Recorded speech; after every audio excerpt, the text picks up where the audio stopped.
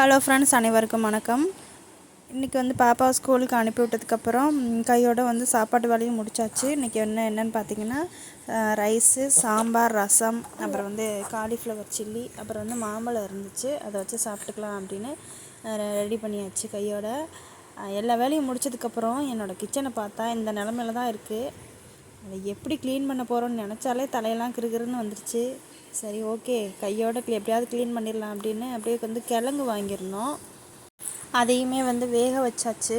நான் வந்து தண்ணியிலலாம் போட்டுலாம் வேக வைக்க மாட்டேன். கொஞ்சோண்டு குக்கரில் தண்ணி ஊற்றி உள்ளே ஒரு ஸ்டாண்டு போட்டு இந்த மாதிரி ஒரு தனியாக ஒரு பாத்திரத்தில் வந்து தோல் சீவி எடுத்து வச்சுட்டு லைட்டாக உப்பு போட்டு எல்லா கிழங்குலையும் உப்பு படுற மாதிரி நல்லா குலுக்கி விட்டுட்டு அப்படியே அந்த ஸ்டாண்டு மேலே தூக்கி வச்சு இது பண்ணிட்டோன்னா அப்படியே நல்லா வெந்துடும். ஒரு 4-5 விசில் வச்சா போதும்.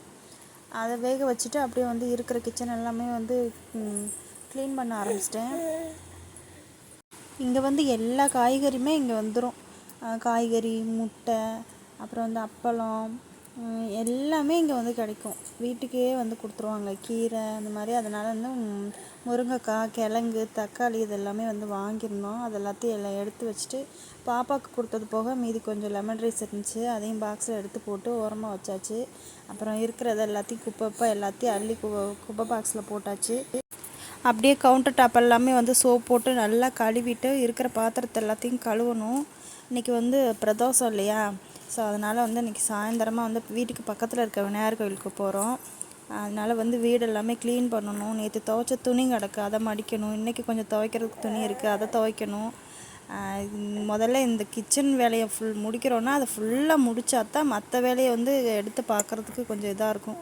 இங்கே பாதியை போட்டுட்டு அங்கே போய் பாதியில் கை வச்சோன்னா அது வந்து என்னை பொறுத்த வரைக்கும் அது சரியாக வராது. ஒரு வேலையை முடிச்சிட்டோன்னா இது வந்து முடிச்சுட்டு இதுக்கப்புறம் காலைல சாப்பிட்டுட்டு அதுக்கப்புறம் கொஞ்சம் துணி இருக்குது, அதை துவைச்சிட்டு நேற்று துவைச்ச துணி இருக்குது, அதையும் மடிக்கணும். அப்புறம் வீடெல்லாம் வந்து க்ளீன் பண்ணிவிட்டு சாயந்தரமாக கோயிலுக்கு போகலாம். பாப்பா வந்ததுக்கப்புறம் பாப்பாவையும் தம்பியும் கூட்டிகிட்டு கோயிலுக்கு போகலாம் அப்படின்ட்டு இருக்கேன். ஏன் வந்து எவ்வளோ பாத்திரம் வேணாலும் விளக்கிடுவேன். பாத்திரம் விளக்குறதெல்லாம் வந்து எனக்கு பிடிக்காதெல்லாம் சொல்ல மாட்டேன். என்னென்னா அந்த டீ போட்ட பாத்திரம் மட்டும்தான், அந்த டீ போட்ட பாத்திரமும் பால் காய வச்ச பாத்திரம் மட்டும்தான் எனக்கு சுத்தமாக அது விளக்கவே பிடிக்காது. அது விளக்குனா அந்த ஸ்க்ரப்பருமே வந்து ஒரு மாதிரி ஆயிடுது. அது சுத்தமாக விளக்கவே பிடிக்காது. என்ன பண்ணுறது, அப்போ நம்ம தானே விளக்கி ஆகணும்.